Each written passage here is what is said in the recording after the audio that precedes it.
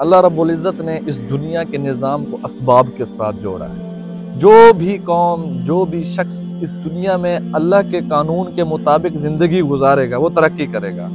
अल्लाह का कानून क्या है? अल्लाह का सबसे बेहतरीन कानून उसका कुरान मजीद है। जो कौम भी कुरान को थाम लेगा वो उसे अल्लाह पाक इस दुनिया में तरक्की देगा।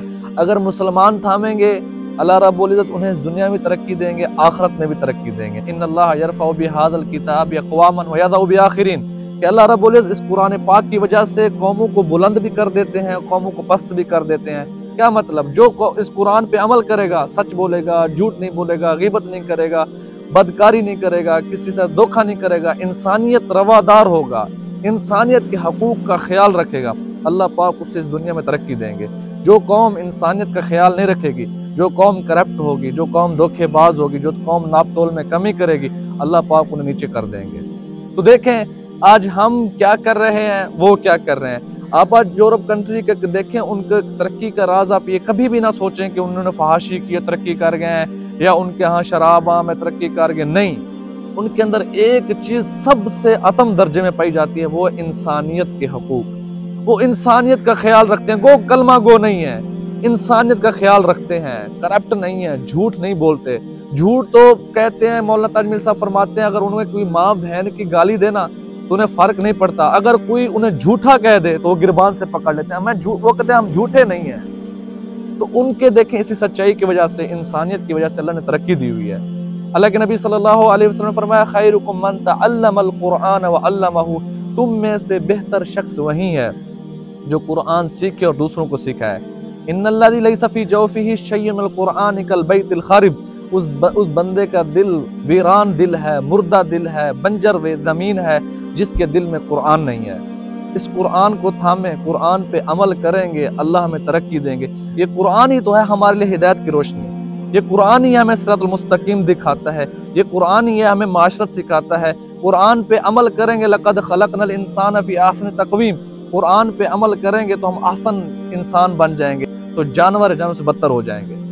कुरान को थाम लें, तरक्की हमारी राह चूमेगी, हम ऐसे तरक्की करते जाएंगे। कुरान को छोड़ा है तो हम ऐसे जलील हो रहे हैं। हालांकि नबी सल्लल्लाहु अलैहि वसल्लम ने क्या फरमाया कि जिस शख्स का बेटा हाफिज कुरान होगा तो क़यामत वाले दिन अल्लाह रब्बुल इज़्ज़त उसके सर पे एक ऐसा चमकदार ताज रखेंगे जो सूरज से भी कई गुना ज्यादा चमकदार होगा।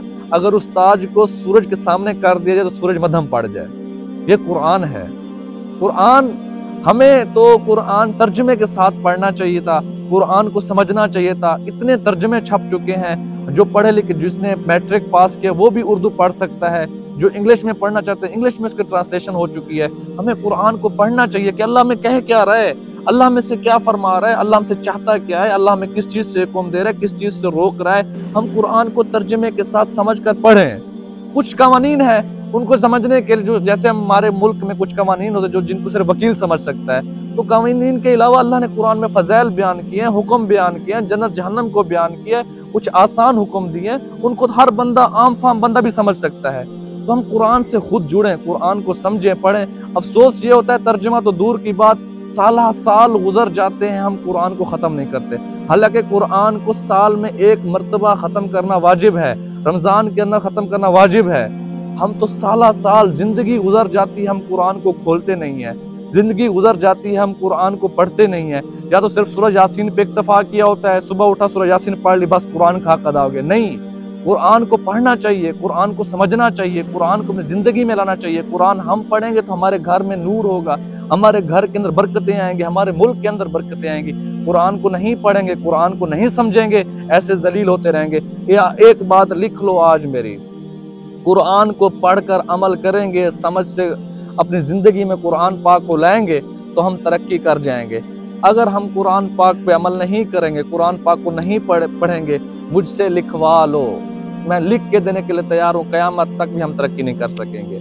अगर हम पाकिस्तानी मुसलमान तरक्की चाहते हैं कि हम इस दुनिया में दोबारा से अपनी जो गुजरी बसरी तारीख है, जो इतनी बड़ी हमने तारीख रखी है मुसलमानों ने, उस दोबारा से तारीख को लुटाएं, दोबारा से अपने शान शौकत को वापस लुटाएं, तो सिर्फ एक हल है, सिर्फ एक हल, कुरान पाक के मुताबिक जिंदगी बसर करना शुरू कर दें तो हम तरक्की कर जाएंगे। हम हमें अगर कहीं गुस्ताखी हो जाए कुरान की तो बड़े मरने मिटने के लिए तैयार हो जाते हैं। क्या हम नाप तोल में कमी करते हैं कि ये कुरान की गुस्ताखी नहीं है? हम बदअखलाकी करते हैं क्या ये कुरान की गुस्ताखी नहीं है? हम बेटियों के हकूक खाते हैं क्या कुरान की गुस्ताखी नहीं है? हम वालिदैन की कदर नहीं करते क्या कुरान की गुस्ताखी नहीं है? हम दूसरों पे जुल्म करते हैं क्या कुरान की गुस्ताखी नहीं है? बस गुस्ताखी वही है कि कुरान को जला दो, ये गुस्ताखी हो गई। जो वो तो काफिर हैं, उनका तो काम ही है इस्लाम की जो निशानियां उनके खिलाफ काम करना। हम मुसलमान क्या कर रहे हैं? हम अपना देखें, हम रोजमर्रा की जिंदगी कैसे गुजार रहे हैं? हम रोजमर्रा की जिंदगी में कितनी गलतियां करते हैं कि ये कुरान की गुस्ताखी में शुमार नहीं होगा? हम दूसरों के लिए तैयार हो जाते हैं, दूसरों को मारने के लिए तैयार हो जाते हैं। अगर हम अपनी जिंदगी के अंदर कुरान ले आए, हम कुरान को अपनाने वाले बन जाए, किसी की क्या जरूरत फिर गुस्ताखी करे? कुरान हमें इंसानियत सिखाता है, माशरत सिखाता है। अगर जिंदगी सीखनी है, माशरत सीखना है, घरेलू जिंदगी को सुकून वाला बनाना है तो कुरान के से साथ जुड़ जाओ। तुम भले अपनी दुनिया की सारी ऐश और इशरत के सामान अपने घर के अंदर रख दो, अगर तुम्हारे घर के अंदर अमल नहीं होगा कुरान पे, तुम्हारा घर बंजर जमीन है, खाली वीरान घर है, एक कब्रिस्तान की तरह है। अगरचे तुम्हारे यहाँ करोड़ों अरबों का माल हो, लेकिन तुम्हारे दिल खाली होंगे।